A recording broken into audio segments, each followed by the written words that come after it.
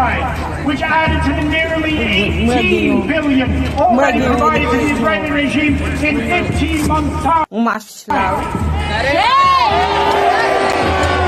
8 billion to bomb children in hospitals. 8 billion to exterminate families in refugee camps.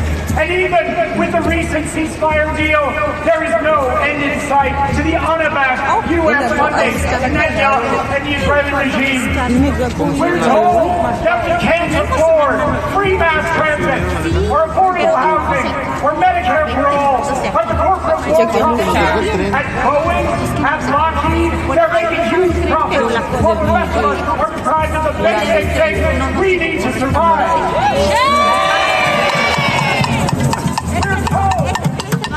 We need to look no further than our own city to see how this is all playing out. The Democratic-run City Council and the supposedly progressive Mayor Johnson just locked up their massive budget goal by raising taxes on working people by $165 million. CTA, Metra, and PACE are considering massive fare hikes and service cuts in the face of a nearly $800 million deficit. We're told by the corporate media that there just aren't enough resources to go around, that schools can't be properly funded to meet the needs of students and educators, that city resources are only sufficient to fund resources in black and brown communities or to shelter migrants sent here to the city from Texas. The truth is that we can and we must afford all of these things and more, and we can do so by taxing the big businesses of this city.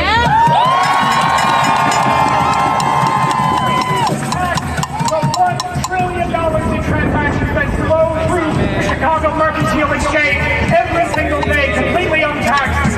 We need to take what we need from the fat cats on LaSalle Street who are bleeding our city dry while ensuring that the rich of this city get even richer.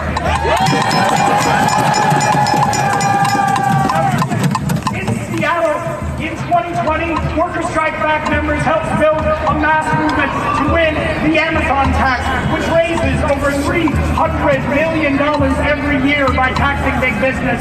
This tax has funded a massive expansion of social housing in Seattle, and it's just one example of what we can do if we're willing to fight. I, along with other Worker Strike Back members, have put a similar resolution before the City Council, and it is currently sitting in committee. The City Council has not lifted their finger to take this up. Return to the White House, we have to build a mass movement strong enough to beat back the reactionary far-right billionaire program that Trump and the MAGA Republicans want to institute. At the same time, we need to further mobilize towards a bold program speaking to the interests of working people, including demands like a $25 an hour minimum wage.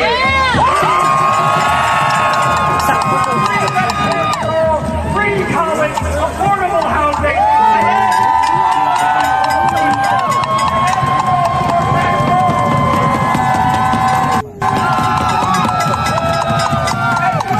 people ask us, how will you pay for this? Our response should be that this is what we are fighting for, and the money is there. That's right.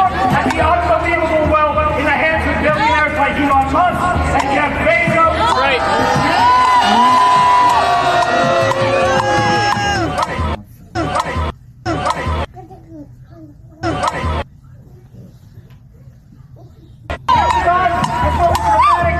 To military funding.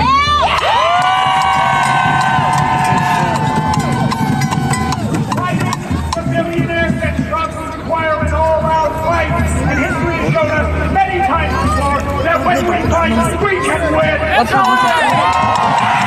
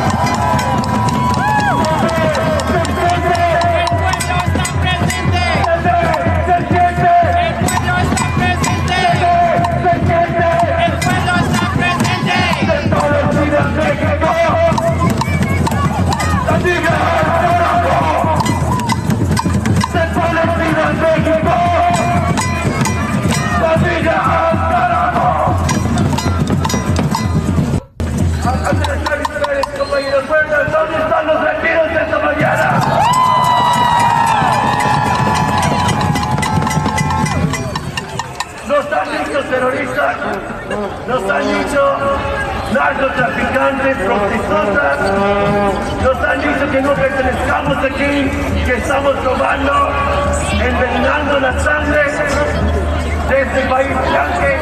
Nos han dicho que estamos comiendo los perros, comiendo los gatos, comiendo los guajolotes, que no sé qué pero nosotros sabemos de nuestro valor. Aquí en Chicago, una ciudad de inmigrantes, mirando todas las torres que los inmigrantes hicimos, mirando esta acera que los inmigrantes hicimos, toda la jardinería que los inmigrantes hicimos.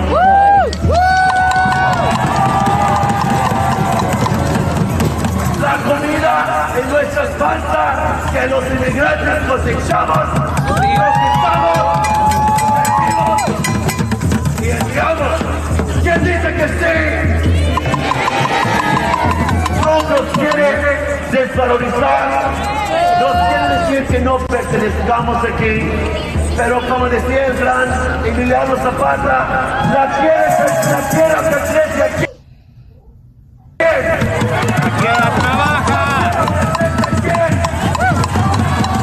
¿Dónde están los trabajadores?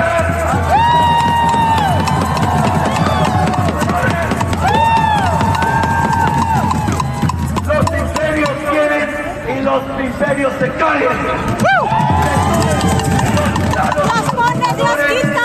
Y se levantan ahí a la espalda del pueblo, pero el pueblo también se levanta, el pueblo también se une, el pueblo también cobre fuerza, el pueblo también se mira a su alrededor y se da cuenta que somos un chingo de gente.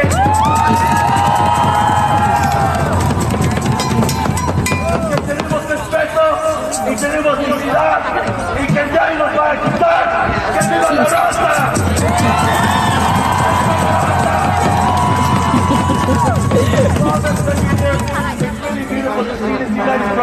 With my dear African American brothers and sisters and Palestinian brothers and sisters today. My dear friends, LGBT community. Trump wants to divide us. They want to fragment us. They want to split us up. But that is why we have to rise up.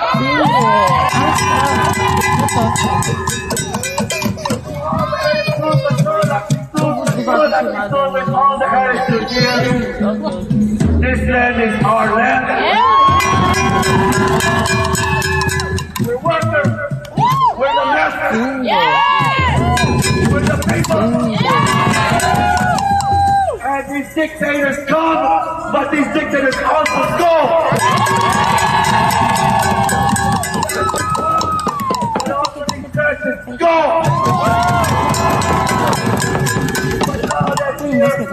What we say, the people are present here because in spite of the government, in spite of the oligarchs, in spite of the rich, in spite of the fascists and the racists here, we are more.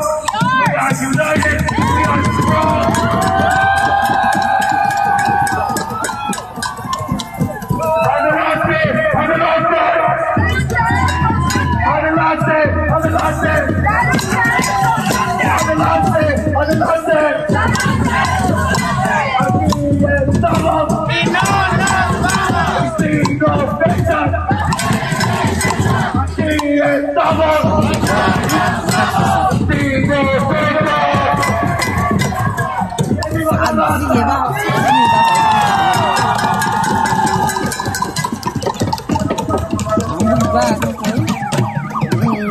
I'm gonna teach y'all a little chant. Y'all know how to spell, right? When I say, how do you spell racist? You say T-R-U-M-P. How do you spell racist? T-R-U-M-P. How do you spell fascist? T-R-U-M-P. How do you spell racist? T-R-U-M-P. How do you spell fascist? T-R-U-M-P. Right on. So the next speaker is Kamran Siddiqui. He's an organizer with the Anti-Coalition Act Now to Stop War and End Racism. Yeah.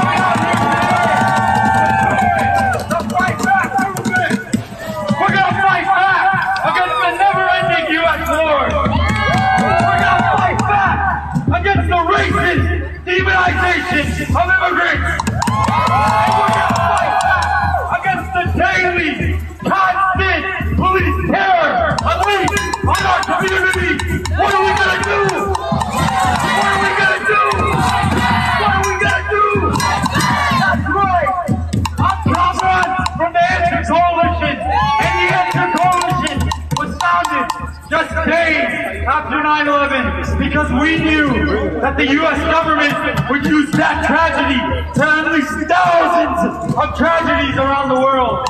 And that's exactly what they did. For the past 25 years, our government has bombed and burned, starved and suffocated people all around the world, and all in our name.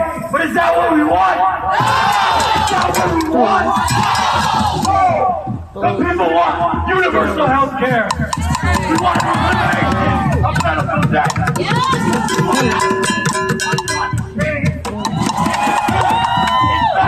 We want an end to endless wars.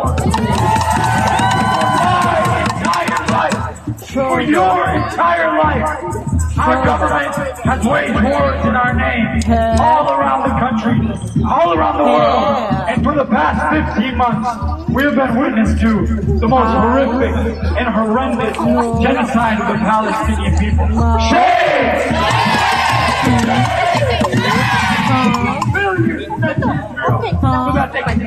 Ya voy a comprar el mío, voy a comprar dos para cargar, para darle.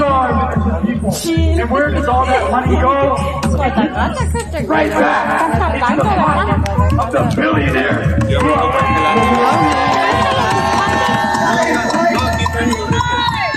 You know what?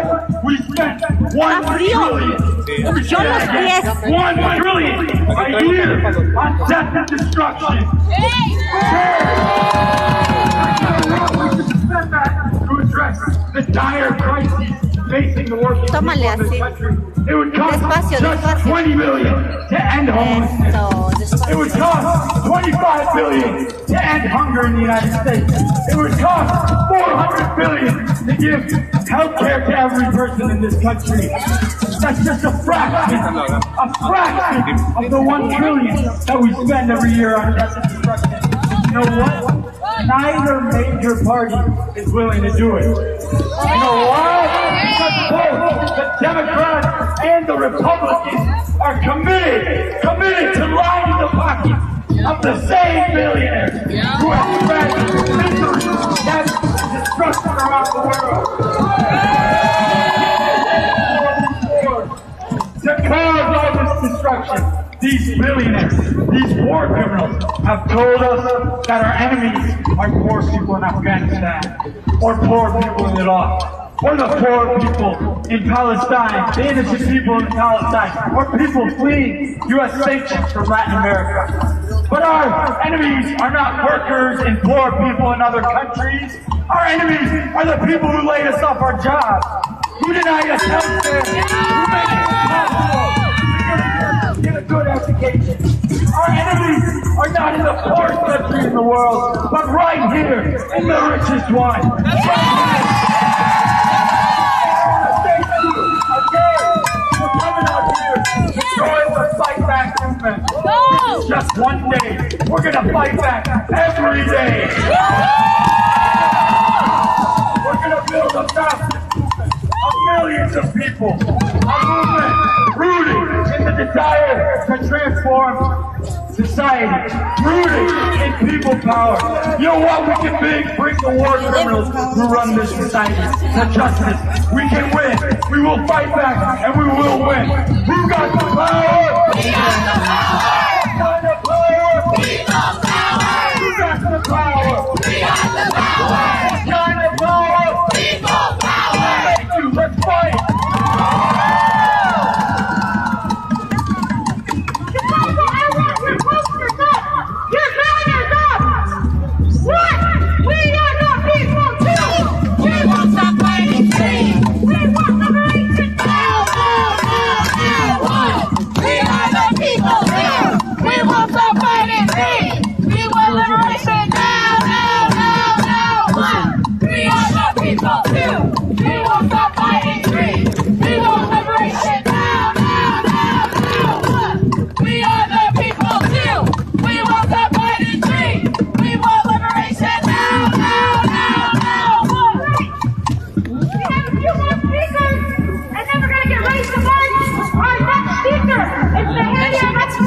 She's an 18-year-old. She got out from Southwest Chicago. Her mama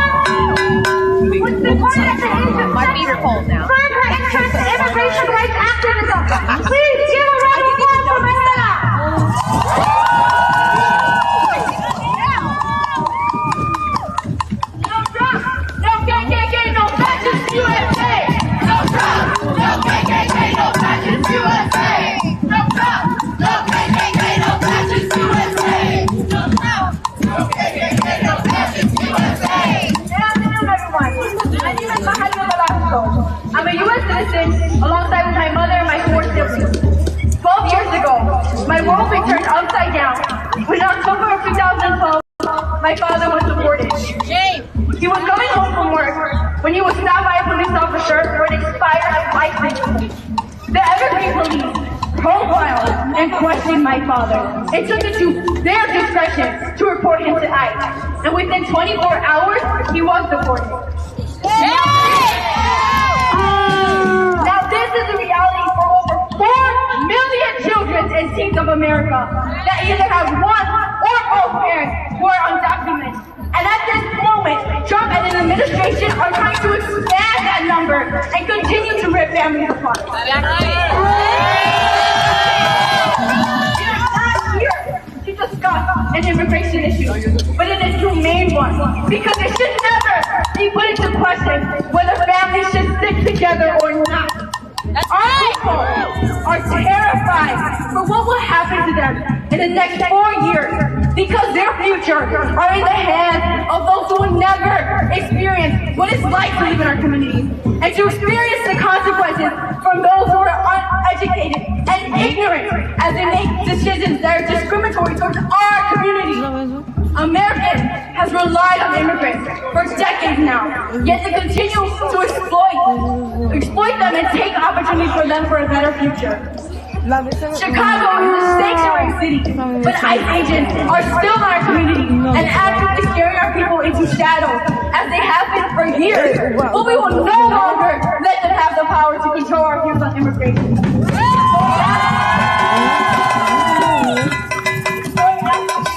To call your older person, your school, your job, and your people to support those who came to Chicago.